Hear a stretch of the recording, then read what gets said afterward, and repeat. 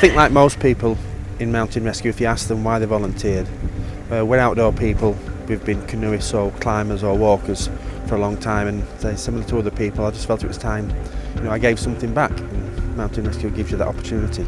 I'm a mountain rescue volunteer. I do this because as with most mountain rescue people, everybody's got a love for the countryside. I once came across a lady that had slipped. She'd become unconscious, she'd banged her head and broken a collarbone, and I just felt so helpless, and I just thought, this is not going to happen again. I'm going to be more prepared. I'm going to be, I know what to do in a situation like this. I've been in the team for about the last 3 years. I decided to volunteer for mountain rescue after having spent a lot of time in the hills. Had a couple of friends that were rescued by mountain rescue teams, so thought it would be a good way to put something back into the community. The training process is very challenging, but the conditions we face are sometimes very challenging also. So our training has to match that, so that we know that whoever goes out on the hill is in no danger of becoming a casualty themselves, that their personal safety and their personal competences and skills are well up to the conditions that we may have to face. Yeah, when we first joined the team, it takes us about 500 hours of training, which is again another evening a week, and then weekends with more experienced members of the team providing the training. And following that, we spend about 250 hours a year continually training to improve the skills and make sure that we're ready for any call out that comes. My favourite shout was where we were called to rescue a walker that had got a little bit lost in the night. He'd walked a long way and he'd kind of slipped and stumbled over a wall, and he was in a really kind of inaccessible area of land.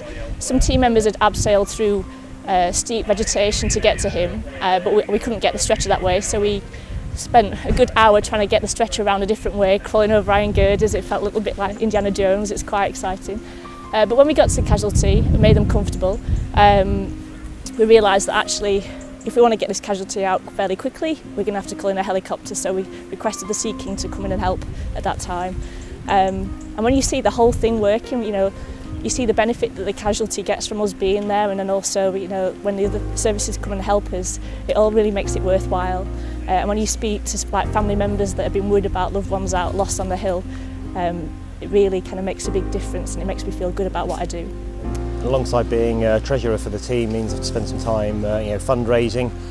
Donations are vital to the team to ensure that we can keep operating.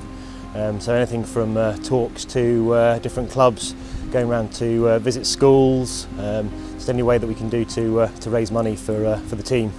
We do things as a team, so we do sponsored walks and runs, or you kind of go out and be first aid cover for a fell race and stuff like that. So it's a part of the time that we take to do volunteering is partly to raise money to make sure that we can keep doing this, because the team doesn't run itself. We don't just get money from nowhere, so we need to kind of work at that as well.